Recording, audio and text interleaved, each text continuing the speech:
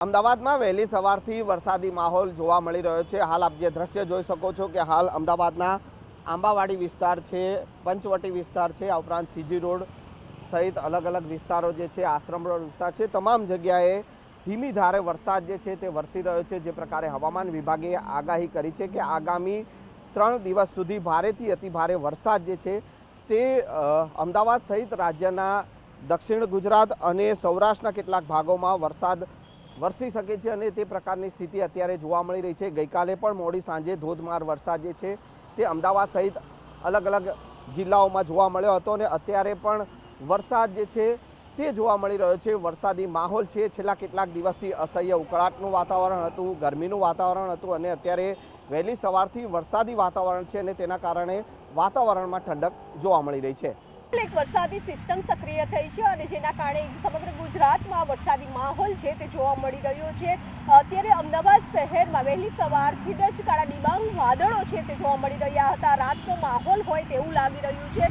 સૂર્યદાદાના દર્શન જ નથી થયા અને ખાસ કરીને જે રીતે વરસાદી માહોલ છે અને વરસાદ શરૂ થયો હતો તેના કારણે નોકરી ધંધા ઉપર જતા લોકો પણ પરેશાન થઈ રહ્યા હતા। રેનકોટનો સહારો લેવો પડ્યો, વિઝિબિલિટી ઘટી રહી છે, જેના કારણે લાઇટનો પણ સહારો લોકોએ લેવો પડી રહ્યો છે। હવામાન વિભાગ દ્વારા પણ આગાહી કરી છે કે થંડરસ્ટોર્મ એક્ટિવિટીઝ થશે, જેના કારણે સામાન્યથી મધ્યમ વરસાદ રહેશે। તો દક્ષિણ ગુજરાતમાં ભારેથી અતિ ભારે વરસાદ અને સૌરાષ્ટ્રમાં પણ ભારેથી અતિ ભારે વરસાદની આગાહી કરવામાં આવી છે।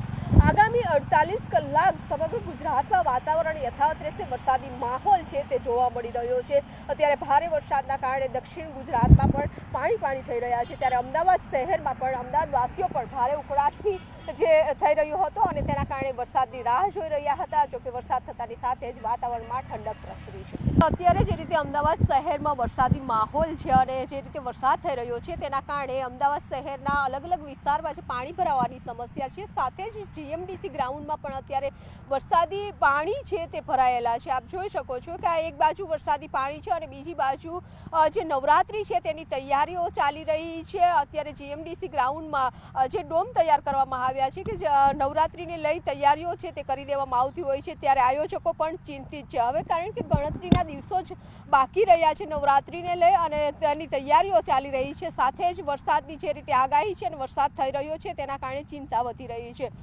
ખાસ કરીને હવામાન નિષ્ણાંત આંબાલાલ પટેલે પણ આગાહી કરી છે કે અત્યારે તો જે રીતે વરસાદ થઈ રહ્યો છે 30 તારીખ સુધી વરસાદી માહોલ છે તે જોવા મળશે અને સાથે સાથે નવરાત્રીમાં હસ્ત નક્ષત્ર અને ચિત્રા નક્ષત્ર આ બંને નક્ષત્રો આવી રહ્યા છે અને નક્ષત્રોના કારણે પણ વરસાદ છે તે થશે। બીજી બાજુ ચોમાસું છે તે વિદાય પણ લઈ રહ્યું છે, એટલે કે આ ગતિવિધિઓ છે અને તેના કારણે વાતાવરણ ઉપર જે અસર જોવા મળી રહી છે, સાથે જ નવરાત્રીની તૈયારીઓમાં આયોજકો અને ખેલૈયાઓ પણ ચિંતિત જોવા મળી રહ્યા છે। જોકે જે રીતે પાછોતરો વરસાદ થઈ રહ્યો છે તેના કારણે ખેડૂતોની ચિંતામાં પણ વધારો થઈ રહ્યો છે। અમદાવાદ શહેરના અલગ અલગ વિસ્તારમાં થોડો પણ વરસાદ થતો હોય છે ત્યારે પાણી ભરાયેલા છે અને અત્યારે જીએમડીસી ગ્રાઉન્ડમાં પણ પાણી ભરાયેલા છે, જેને લઈ આયોજકો અત્યારે તૈયારીઓ કરી રહ્યા છે, સાથે વરસાદનું વિઘ્ન પણ જોવા મળી રહ્યું છે। જ્યારે હવામાન વિભાગ છે તે આગાહી કરતું હોય છે ત્યારે ખાસ કરીને તો જે એક મંથની આગાહી કરતું હોય છે તે હવે 30 તારીખે આવશે કે ઓક્ટોબર મહિનામાં વાતાવરણ, તાપમાન અને વરસાદ કેવો રહેશે, પરંતુ બીજી તરફ છે કે જે 5 દિવસની આગાહી કરતું હોય છે તેમાં પણ કહ્યું છે કે આગામી 48 કલાક વરસાદી માહોલ છે તે જોવા મળશે।